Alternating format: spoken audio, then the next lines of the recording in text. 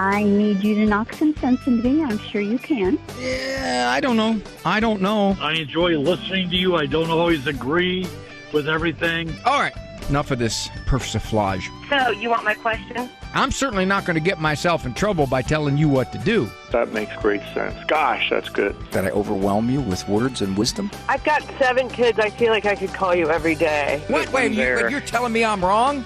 Disconnect. Yes, I am, Dr. Ray. You just need to tune in to Dr. Ray, honey.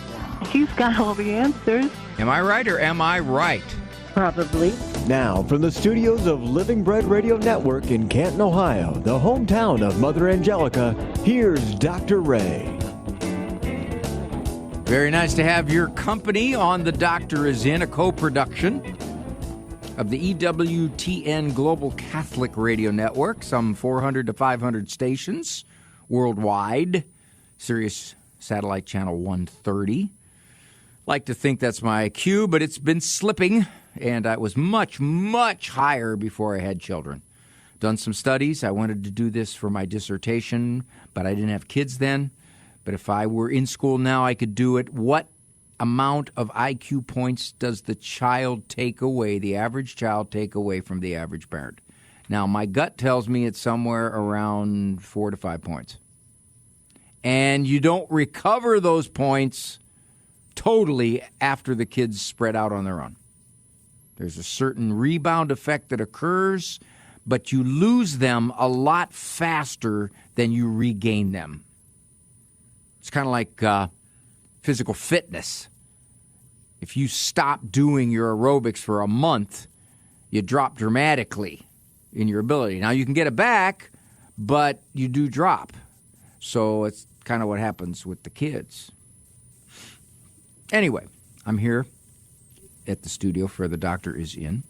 This is Look Back Friday. This is where we take some calls, and I'm looking at them right now. Looking back at them, play them in some form of their origin, not the whole call usually, and then I embellish the call, talk more about the call, have something to say, add to it. I mean, obviously you could talk a whole show on any given call because this is not therapy here, but there's usually a point or two that I wanted to make, but for whatever the reason I didn't, because the trajectory of the call, what seemed to be concerning the caller most, and it would be a tangent. It would go off to the side, away from the main reason for the call, and the callers pretty much dictate the main reason. So we'll get to those calls. I got a couple of them up there that are back to back. I'm going to take those this first segment. All right, just a quick monologue. If I see a parent and a teenager in my office, what can sometimes happen, especially if the parent is coming in because the teen is rebellious and pushing back against them, the parent will describe something about the home scenario or their expectations for the child. The child might interrupt.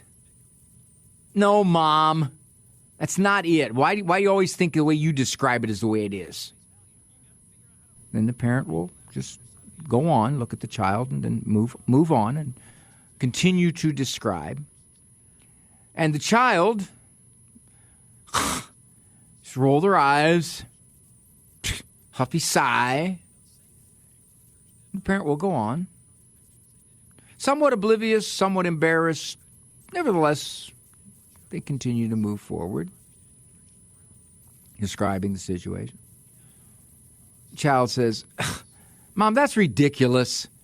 There's no way that I did that. That's not the way it happened.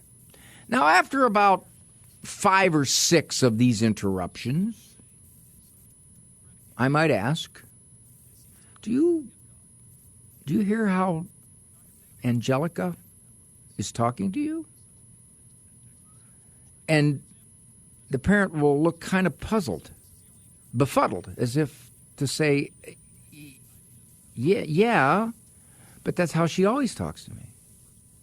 Yeah, but I didn't think it was that bad. Or, yeah, but Isn't that teenagers? I call it the battered parent syndrome.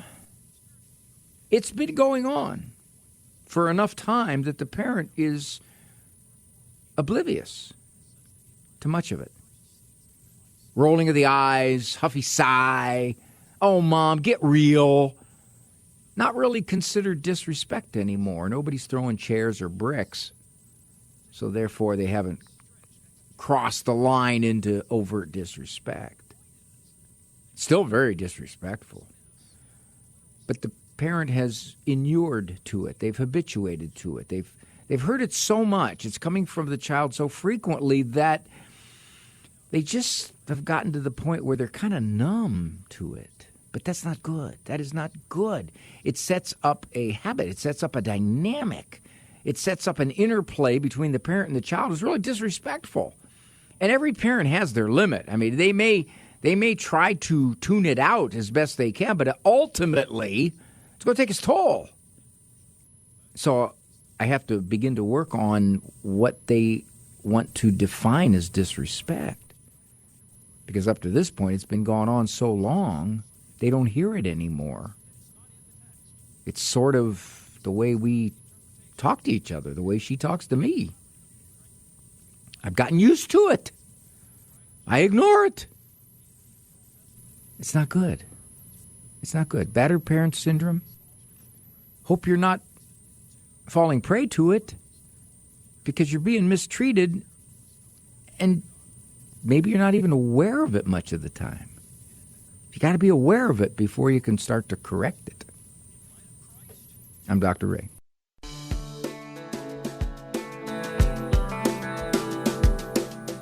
Thank you for joining me here. The Doctor is in. This particular variant of the program is Look Back Friday. Now, we got a little piggyback of calls here. So what I'm going to do, I'm going to play the original call. Well, I'm not playing it. Andrew Kruchek, my producer man's playing it. And then Gail from North Dakota followed up on the same show about that call. So what I'll do is we'll get Andrew to play both of them back to back. And then I'll make my comments on this Look Back Friday. So let's go to Kirk from North Dakota. He's concerned, very concerned about his daughter, who is, what it sounds like, heavily overweight. I have a daughter that's, well, I love very much. I mean, she's big boned, but she's large, and I would like to find a way to tell her that I would like to help her. I know she's aware of her weight problem, but I just don't know how to approach her without, I would never want to break her heart or offend her. And she's not real soft by any means. She's a tough girl, but still, it just, I'm troubled in how I should approach this, I guess. I'll hang up and listen if that's okay. No, don't hang up there, Kirk, because I got a bunch of questions that only you can answer. Has she ever said anything to you about being frustrated with her inability? No, she never has. No, she never said anything to me. Is she getting larger and larger? Is she gaining more weight with time? Seems to be. Yep. It appears that way, yeah. Is it something where she would say, Dad, I'm only carrying a few extra pounds, or is it something where you're looking at somebody that's 100 to 150 pounds overweight? Well, it's 100 probably, yeah. As I said, she's big boned, but she's definitely too big. And, I mean, she's smart. She's got a master's degree. She's happy. And, you know, maybe just leave it alone, not say anything. But, I mean, it has to affect her. Well, it no doubt does. But the problem is she hasn't conveyed that. No, she has not come out and said to me. She's not requested any advice or anything. And as far as you know, she's not done anything like join some kind of club or get dietary fasting or any kind of approach to losing weight, as far as you know. As far as I know, that's right.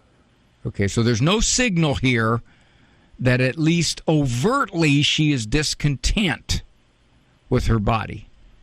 That's true. See, without that, Kirk, you don't know how she's going to react to this. No, I don't. we have. No, I don't. It's frustrating me because obesity is a major health risk. It's a major health risk. And what has happened is that there's a cultural narrative that basically says you can't mention it, you can't help anybody with it, you can't do anything about it, even with kids, because it's variously labeled fat shaming. It's variously labeled some kind of bigotry, some kind of bias. So given that, you're in a position where you can't say a whole lot until she starts to say, I'm frustrating, or hey, Dad, I've joined this and that club, or hey, Dad, here's what I'm doing. Hey, Dad, I'm exercising more, whatever it might be. She might simply say to herself, well, I'm just content with the way I am. I don't like it, but I don't dislike it enough to do something about it yet. Understood. Yeah. I had a daughter, Kirk, who went to 420 pounds. She was 26. She didn't live at home, and she had other issues, very serious other issues. Now, she's lost 200 pounds. Great. She's pretty proud of herself. But at the time she was gaining that weight, there was no way. I mean, she just did not in any way want to hear this. She had to get to a point where she said to herself, "What am I doing to me?" And the irony is, 2/3 of American adults are either overweight or obese or morbidly obese.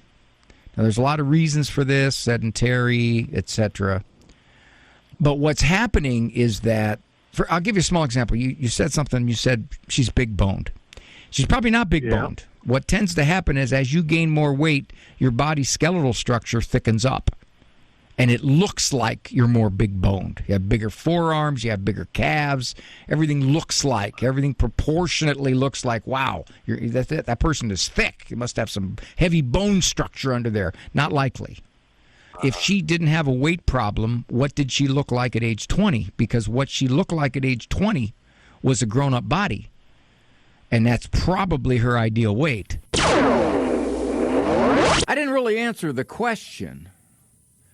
In other words, I kind of implied you don't approach it. But are there ways to approach it? Now, Gail from North Dakota followed up on Kirk's call and shared with me what she did about her daughter in a similar situation. I have a daughter who's 36, and she has gained a lot of weight. I think she's probably 75 pounds overweight. She's a wonderful girl, smart, beautiful. I was trying to think of a way that I could address the weight situation, and this is what I did, and it worked. I sat her down, told her I wanted to talk to her, and I prefaced it by saying, I love you so much, and you're a beautiful girl. You wear clothes that look very attractive, some things like that. I might have said one other thing. I can't remember that. And then I said, but I'm concerned about your health.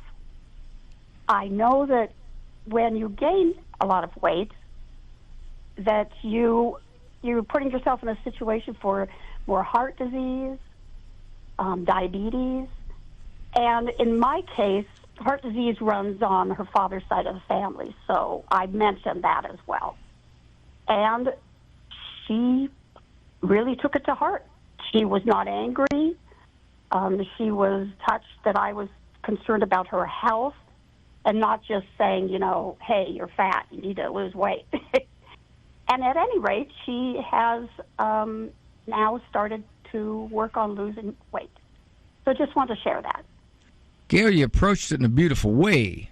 You approached it with health. You said this is a situation of health. This isn't, I'm looking at your physical appearance and saying, you could look a lot better than you do. No, you said, I'm really concerned out of a motherly love for what you could be doing to yourself. And we tried that with a couple of my daughters, and they accepted it like your daughter did. Unfortunately, they didn't do a whole lot about it. But as they've gotten older, they've come to realize, I need to take a real grip on this. But that was a beautiful way to approach it, and you're absolutely right. Obesity is right up there with smoking as a health risk. Right up there. Yeah. Because it is so widespread in its effects on the body. So much. The problem, too, is that it's easier to gain it. And once you're 50, 60, 70, 80 pounds overweight, oh, gosh, to lose that, you've really got to embark on not only activity and strength training, but a much different style of eating, both in what you take in and how much you take in. Oh, of course. Exactly. I heard a very distressing statistic. Approximately 5% of people who determine to lose a significant amount of weight keep it off. Oh, wow. Yeah.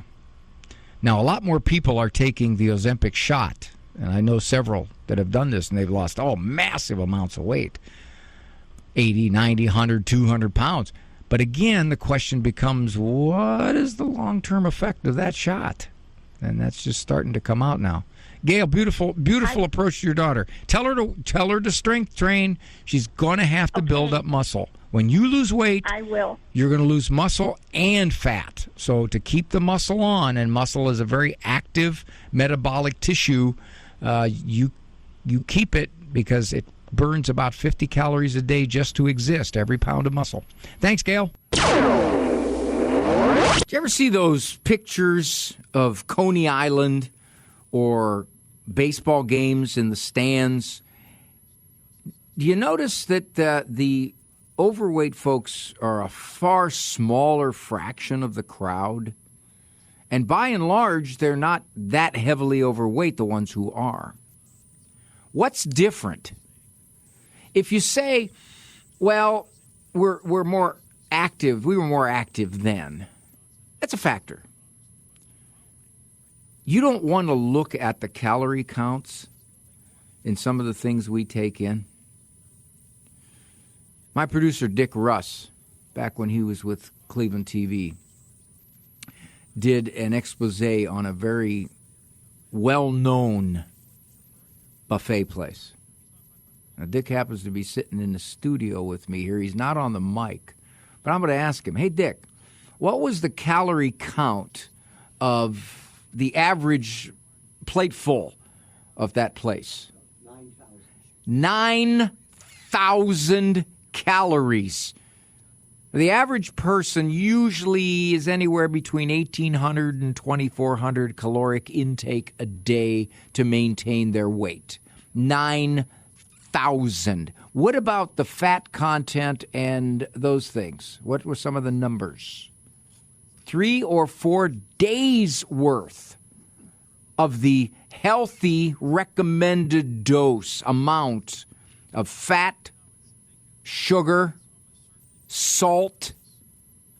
If you look at I go to a restaurant and I'll look at, say, for example, an entree.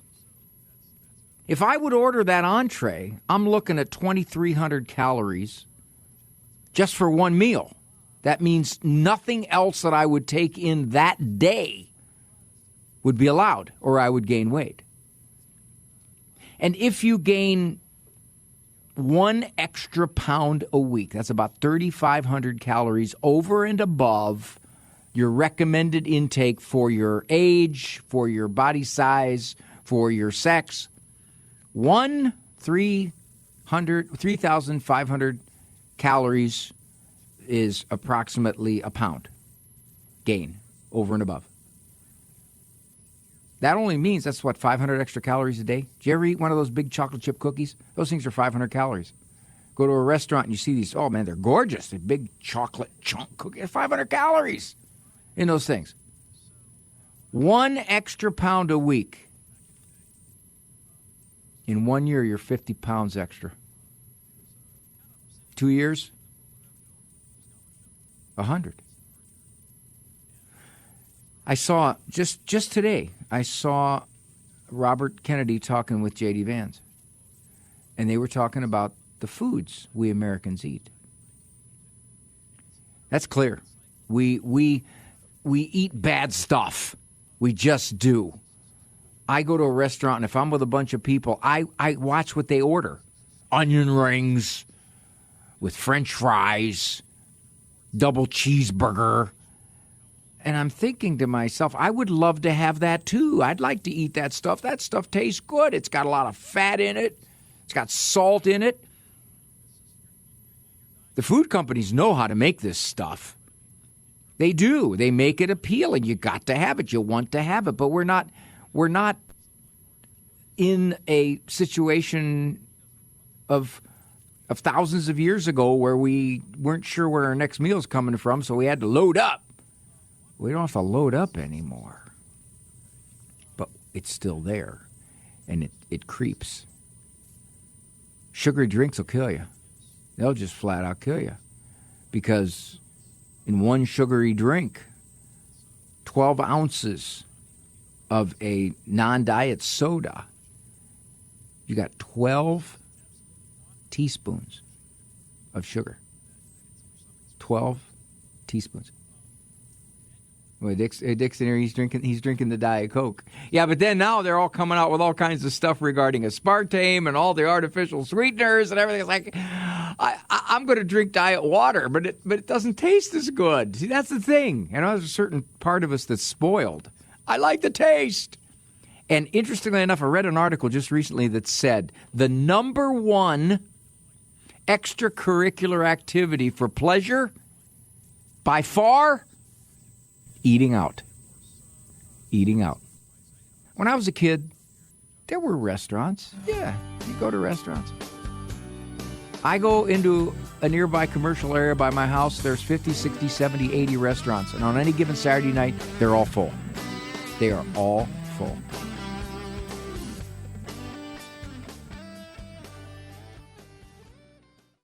On a scale of 1 to 10, how is your pain?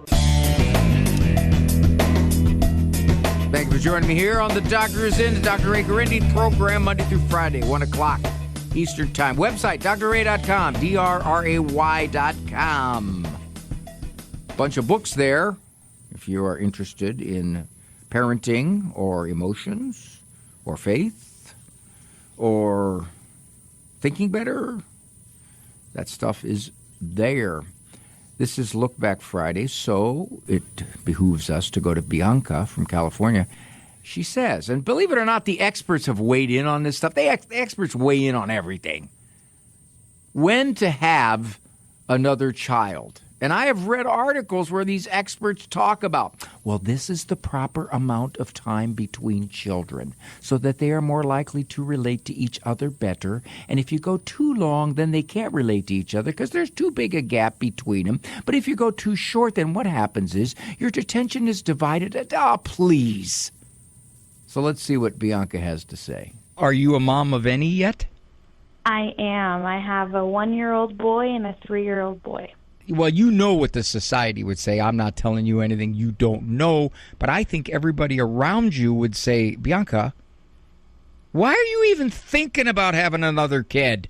Come on. You've got 2. They're close together. They're little. What are you doing? Are you getting any of that? I am. And the main thing, the reason why I'm getting that and even shut down by even, my mother saying, no more kids, Bianca, is because I did have a hard time with postpartum depression with both of my children. And so, family members and friends seeing me go through that, they've said, why would you have another one?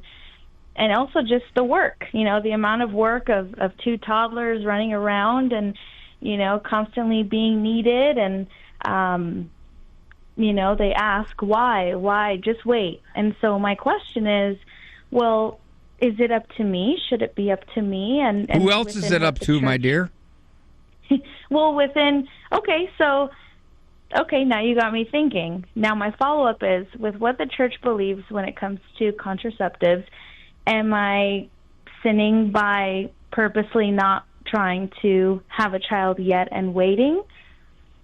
No, not if you're not using artificial contraceptions. The church doesn't say you have to have relations or you're denying a child. No.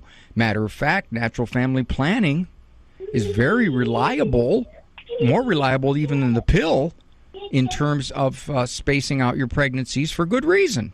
And someone would say, and I think you would have no problem with somebody saying, hey, you got a 3-year-old and a 1-year-old here, and you're overloaded and you had 2 times with postpartum depression. Yeah, that's good reason to delay another child, certainly. But if you would say, well, both times my postpartum depression did not last long, and I quickly became a mother who, with all the work involved, I never could believe how these kids would crawl underneath my heart. Is that safe to say? That is safe to say, on top of the fact that the way I have immersed myself into educating myself and strengthening my faith, it has not happened to where I am now, where I wake up and I wake up before my kids and read the Gospel of Luke, or I'm turning on, this radio instead of regular music. There's all these small decisions that I've been making that I want to add up to the main big decision is being ready when Jesus comes. And part in that is me leading as a mother. And so that's why I think I'm questioning this whole thing is, well, also if I do go through postpartum again, and let's just say I do, I don't want to live in that fear, because if I live in that fear, then I'm not giving it to God. And then what am I doing? So I kind of go through this whole process of thinking, and I'm led to this questioning myself. Well, a lot of it comes down to the details on postpartum. In other words, how long did it last? How depressed were you? Was it relatively well treated by medication? And you say, yeah, it was about a 3-week thing or a 6-week thing, and yeah, I recovered rather quickly, et cetera, et cetera, et cetera. So that's something to consider. Now, if you say, well, no, I was depressed for 1.5 years, and I barely could take care of my kid, well, now that's a different ballgame. So I'm not going to ask you those details. Only you know that. Yeah. I know you're saying as I get closer in my faith, I want to be more open to life. And there's some complications here. The church certainly would not ask you to just keep taking in kid after kid after kid after kid after kid, no matter what. You can use natural family planning to make decisions overall. However, if you say, yeah, if I have another kid, it's going to be workload. It's going to be workload. I'll be tired. We had 6 kids under 6. All right? It was nuts. I didn't go home. I would write my wife letters. I'd send her UPS things. Hope everything's going good for you, honey. Anything I can do? Tell the kids I love them. We had 6 under 6. Yeah, it was kind of nuts. My wife, she raised them beautifully, and the most amazing thing was that I watched and said, "But you're doing fine, honey. I just really love the way you're doing it." But in fact, if you decide you want to do that, you can do it. But I think you want the certainty, like my opening monologue was, which is, okay, how do I know how this is going to work out? You don't. You don't. But here's the thing. Here is the thing. You are not totally vulnerable to how it works out. You're there. You can adjust. You can deal with it. You're a smart woman. You can make changes. You can figure it out. You can change the way you think. You can change the way you act. You can become more efficient. You can do all kinds of things. It's not a matter of automatically, if I have a 3rd kid, I'm going to be overloaded. It's not that. The only thing that's automatic is everybody else is going to give you grief. That's what's automatic. Well, that's tricky because that was the break music at the time of the call. But as I look at the clock right now, I'm going to hit break music in about a minute on this Look Back Friday. So I'm going to comment on some of the questions that Bianca brought up regarding this and things that I would have asked her if she were sitting in my office regarding weighing these decisions.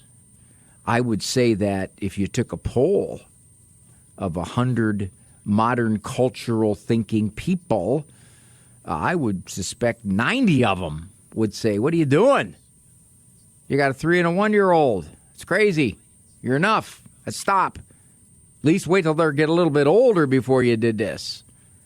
Probably 10 would say, well, let's see what God has planned for you. So if you go by the numbers, the consensus is, and by the way, you don't say general consensus because consensus means general opinion, and you don't say general consensus. That would be saying general opinion. The consensus is, Bianca, don't.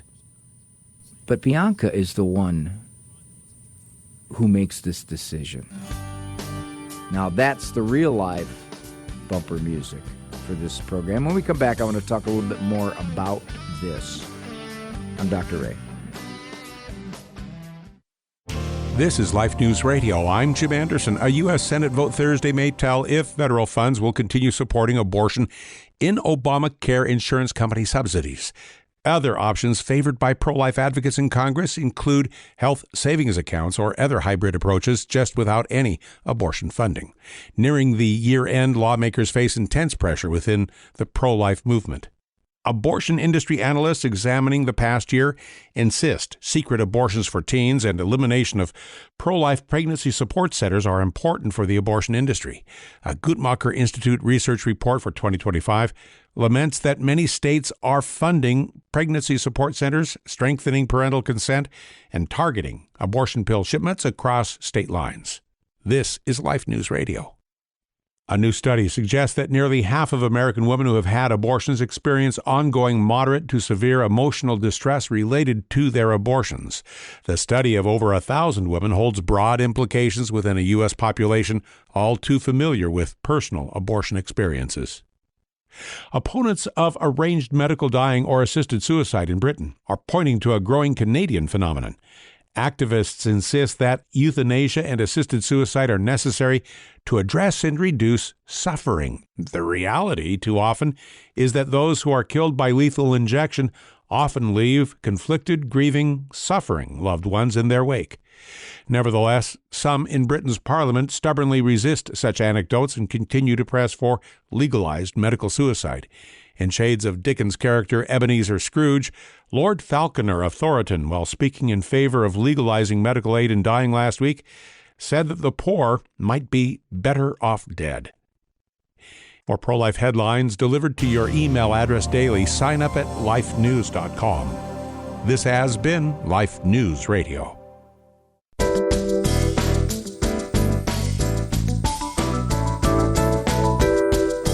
Thank you for joining me here on The Doctor's In on this Look Back Friday.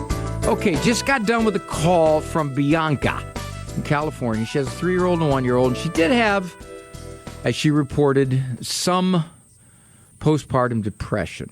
And again, not getting into the details of how long, how much, how constricting. She's getting an awful lot of understandable pushback.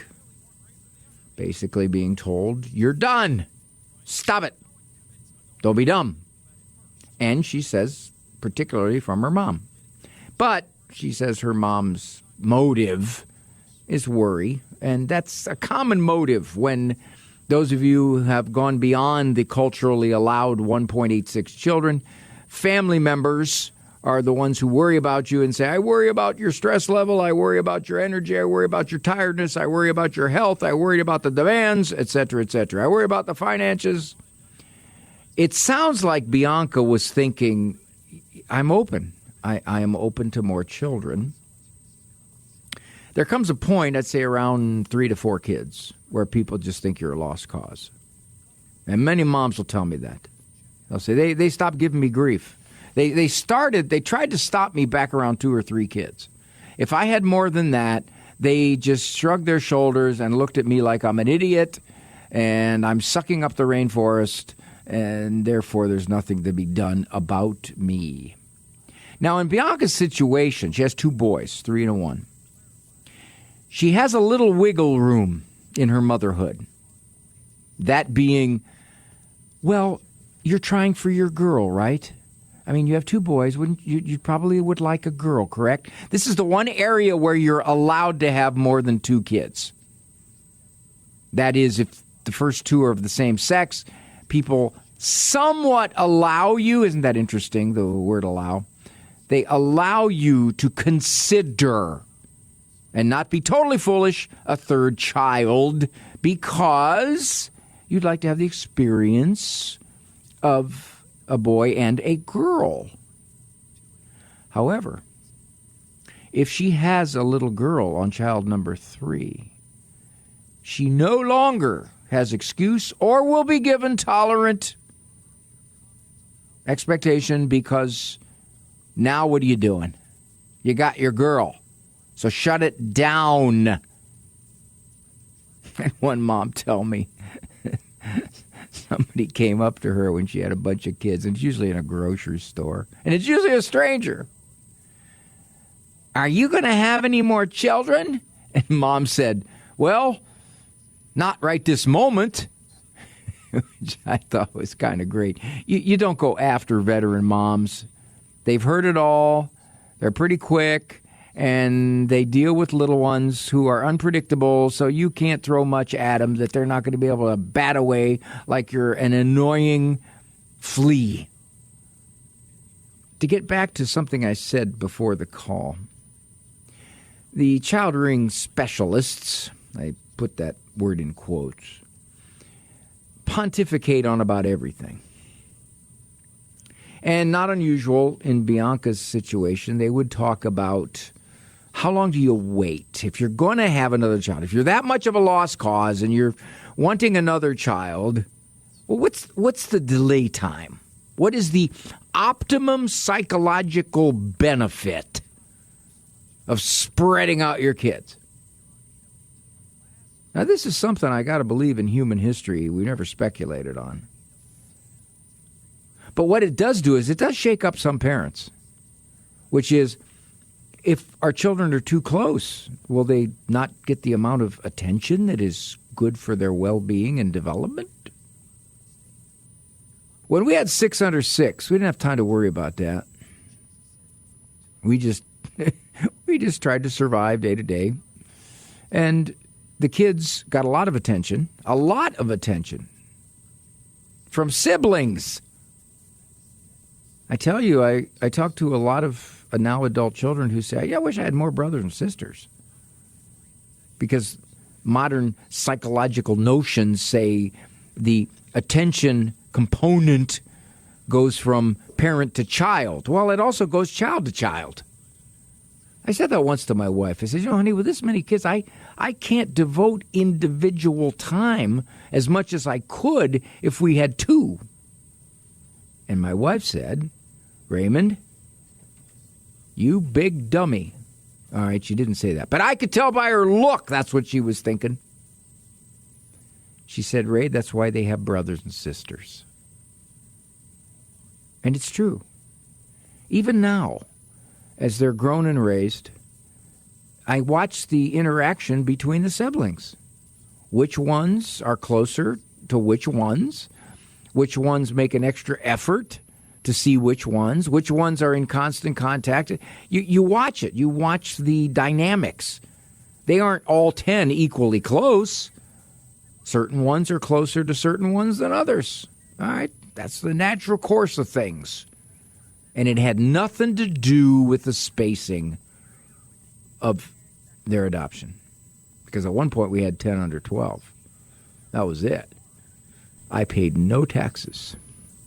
And talk about child tax credits. Man. But then at age 17, they started peeling off. So I kept track of which ones I lost the credit on and stopped giving them birthday money. Dr. Ray.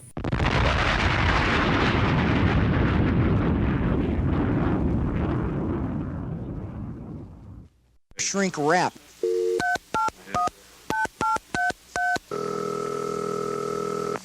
Dr. Ray, you're just great.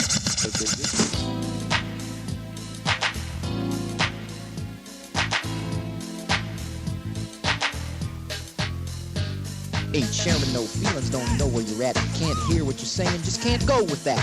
My inner child says he's stunned, My grown-up self says it's a no-brainer, duh. Psycho rap, ain't doing no babble, just can't go with that.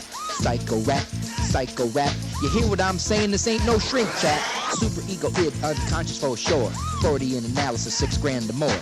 Head shrinking, mind blowing, brain lock, yes hypnosis, neurosis, halitosis, Primal scream, very green, bad scene, yeah. Kid's a brat, made him sat, got a swat, wow. Time out, tune in, listen up, yo. Don't blame me if your kid's on the Springer Show. Psycho rap, ain't doing no babble, just can't go with that. Psycho rap, you hear what I'm saying? This ain't no shrink chat. Pavlov's dogs, does that ring a bell?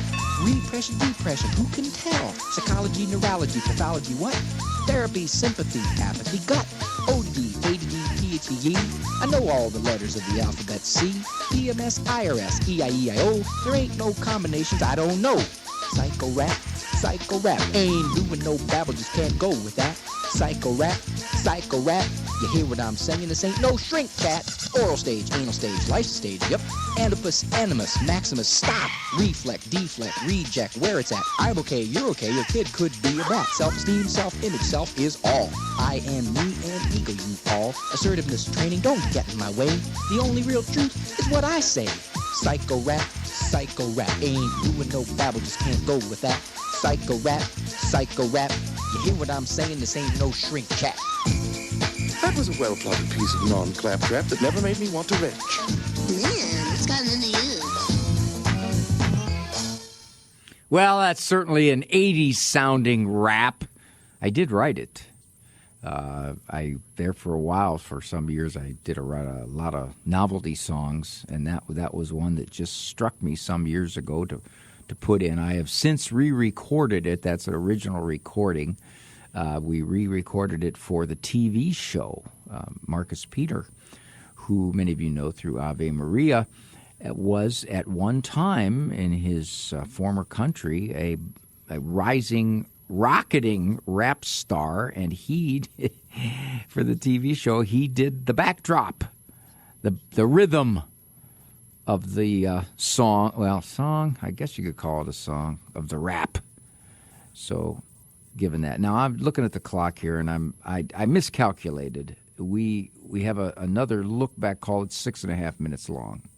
And it's one call that has a lot of potential commentary attached to it, added commentary, which simply I can't get to it. So I'd like to revisit the whole obesity epidemic. The percentage, of course, of people that are type 2 diabetes now is off the charts, flat out off the charts. And type 2 diabetes typically will resolve itself with the loss of weight. But that's a double whammy. The diabetes and the obesity and also the fatty liver. Fatty liver is now off the charts. Now fatty liver is up there with alcohol-related liver dysfunction, liver disease. The body is not made to do what we're doing to it. In fact, it causes just multiple health problems in multiple areas. Some cancers are much more likely with overweight. Certain types of kidney cancers, much more likely. I had a dear pastor friend, who was a brilliant guy. Matter of fact, he co-opted with me on a series we did for EWTN some years ago. And he was heavy. He was very heavy. He was probably 300. And I used to get on him. I'd say, come on, Father, you got to drop this here. We want you to be around for a long time for us. And he understood that. But interestingly enough, when he was hit with kidney cancer, he thought it was because he had a back problem. He used to ride the bike. He didn't do much walking because he had a back problem. Well, it turns out that back problem was brewing kidney cancer. And by the time it was discovered, it was so far along that within about 6 weeks he had passed away. That's very, very quickly. That's how far along it had gotten before he realized this is something that that he better look into. And that particular type of kidney cancer was more common among someone who had a lot of excess weight. We lost a beautiful human being at age 48 because of this. Saw a study from Cleveland Clinic where they were talking about risk factors for health, overall factors for health.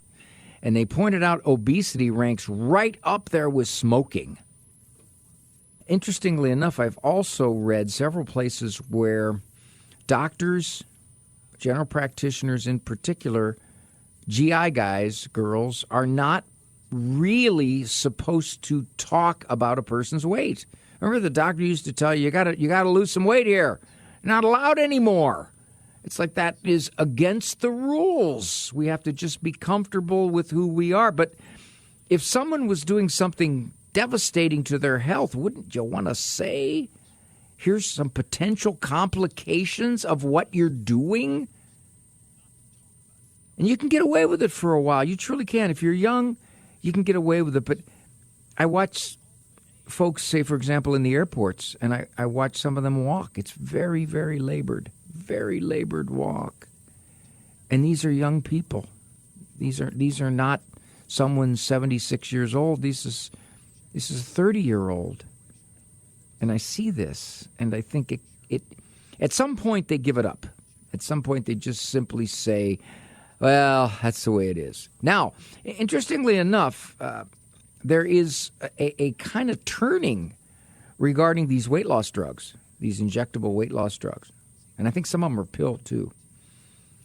On some high-profile fitness people, some high-profile doctors, talking about, this might be one considered as an option. I'm not a doctor, so I'm not going to comment on that. But this could be considered as an option, weighing the risk factors involved in being chronically, morbidly overweight. It's for lungs, for coronary artery disease, for joints.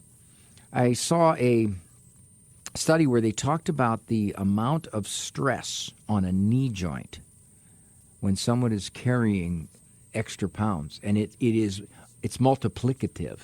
It isn't linear. It's not like, okay, so you're carrying 40 extra pounds. That's 40 extra pounds of stress. No. It's geometric on stress on your knee joints. And so many people that are carrying extra weight have had knee operations over time. They've had to, because the cushions in the knee are getting worn out much more quickly. So it's just, there's no limit to what can happen. And I think maybe approaching it like our callers did from a health perspective, and I love you so very, very much, and I want to see you here. And if you're a spouse, maybe you can talk to your spouse and say, I want to see you here for the kids. This is Dr. Ray. Got to run. Thanks for joining me here on The Doctor Is In on this Look Back Friday. Walk with God. Maybe that walk will be a little easier. For information on Dr. Ray's presentations, books, and CDs, visit drray.com and follow him on Facebook and Instagram. The Doctor Is In is a co-production of Ave Maria Radio and EWTN Radio and carried across the EWTN Global Catholic Radio Network.